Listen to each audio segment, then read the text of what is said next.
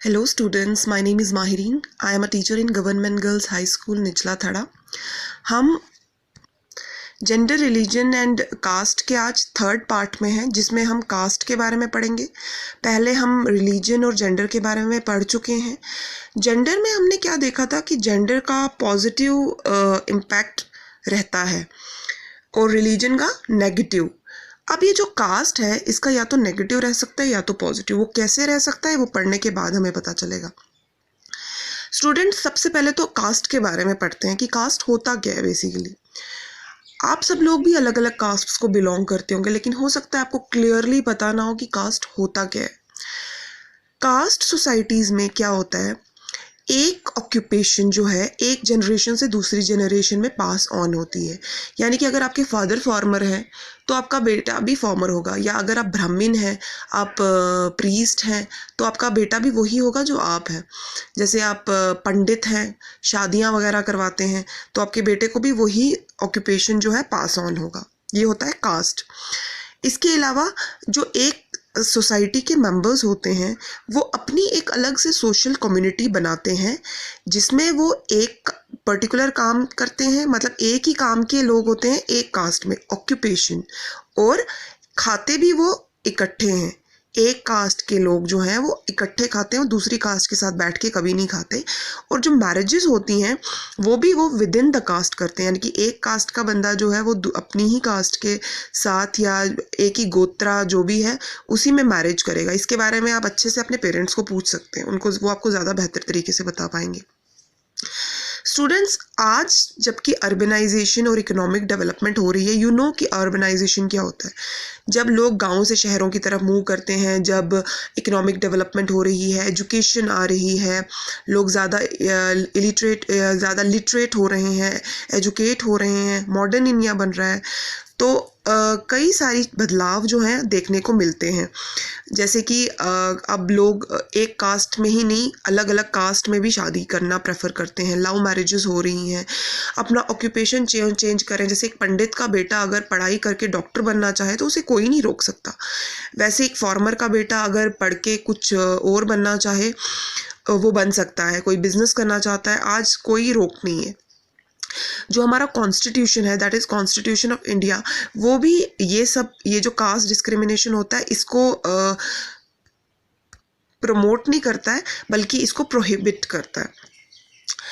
फिर भी इतना सब होने के बावजूद भी जो हमारा, ये तो मॉडर्न इंडिया की बात थी, जो कॉन्टेम्प्रेरी इंडिया है, आप लोग भी देखते होगे, आप लोग सोच रहे होगे अभी भी हमारे पेरेंट्स ऐसा सोचते हैं कि ऑक्यूपेशन नहीं बदलना है। अभी भी हमारे पेरेंट्स सोचते हैं कि शादी को लेकर तो बड़े ज़्यादा स्ट्रिक्टनेस है। लेकिन वो सिर्फ कहाँ पे, कॉन्टेम्प्रेरी इंडिया में कई चीज़ें जो डिसअपियर नहीं हुई हैं, कुछ पुरानी बातें हैं जो अभी भी कास्ट में फॉलो की जाती है। जैसे कि लंच शेयर मत करना। पेरेंट्स किसी को बोलते भी होंगे कि बेटा लंच मत शेयर करना फलाने कास्ट के बच्चे के साथ, वगैरह वगैरह। लेकिन हम लोगों को इस चीज़ को प्रमोट नहीं करना चाहिए। आज की डेट में भी अगर हम देखें, सालों से ये इफ़ेक्ट्स जो हैं, एडवांटेजेस और डिसएडवांटेजेस इसके हम फील कर सकते हैं। किसके? कास्ट के। ये सब तो था कास्ट के बारे में। अब हम देखते हैं कास्ट पॉलिटिक्स में क्या करती है। स्टूडेंट्स, आप सब इलेक्शन अभी हुआ था, पहले भी हुआ था, पंचायत इलेक्शंस भी आपने देखा, उसके बाद सेंटर का इलेक्शन हुआ, वो भी आपने देखा होगा। तो आपने नोटिस किया होगा कि इलेक्शन के टाइम पे क्या होता है, पॉलिटिकल पार्टीज़ क्या करती हैं, अपना एक एक कैंडिडेट रिप्रेजेंट करती हैं, उसको खड़ा कर देती हैं। किसके लिए? जो कि वोट मांगने जाएगा, और जो जीतेगा तो उसको कुछ ना कुछ MP वगैरह बन जाएगा। तो इसके लिए वो क्या करते हैं, सपोर्ट गेन करने की कोशिश करते हैं। किससे सपोर्ट गेन करने की कोशिश करते हैं? लोगों से, ताकि वो लोग उसको वोट दें।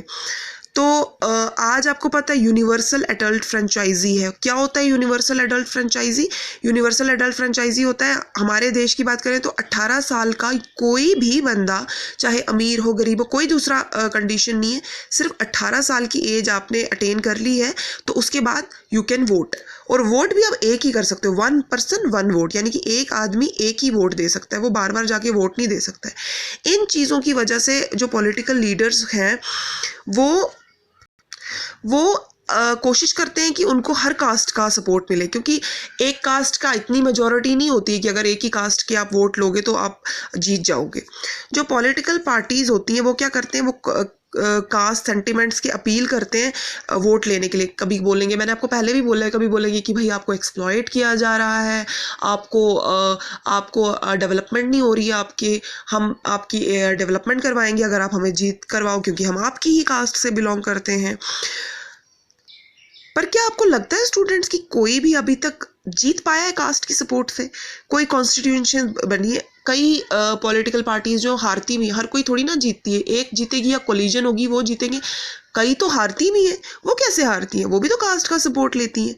इसका मतलब क्या है कि कभी भी कोई कॉन्स्टिट्यूएंसी जो है वो कास्ट के सपोर्ट से जीत नहीं पाया है।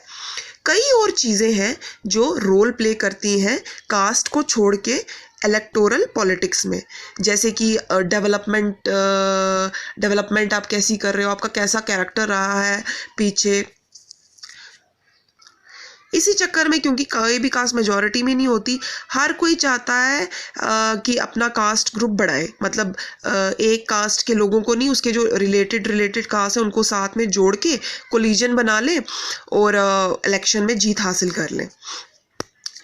आज नई कास्ट्स जो हैं वो कास्ट ग्रुप्स बन रहे हैं, जिसको हम बैकवर्ड कास्ट, फॉरवर्ड कास्ट के नाम से जानते हैं। ये सब क्यों हो रहा है? ताकि कास्ट बेस को हम एक्सपैंड कर सकें।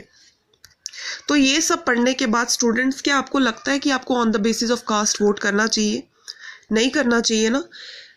हमें वोट करना है, वोट हमें कभी अपना वेस्ट नहीं करना है, लेकिन कास्ट बेसिस पर सिर्फ नहीं करना है। हमें ये देखना है कि कहाँ से हमें डेवलपमेंट मिलेगी, कहाँ से हमारे देश की ग्रोथ होगी, कहाँ से हमारा प्रोग्रेस होगा, वहाँ ही हमने वोट देना है। सिर्फ ये देख के ये हमारी कास्ट को बिलोंग करता है तो चलो जी वोट दे देते हैं, ये सब नहीं करना है। किसी को नीचा दिखाना है, फाइट करनी है, ये सब नहीं। हमें अगर किसी को जिताना है तो सिर्फ ये देख के जिताना है कि वो हमारे देश का ग्रोथ एंड डेवलपमेंट करेगा या नहीं करेगा। इसी के साथ ये चैप्टर खत्म होता है। Thank you and have a nice day.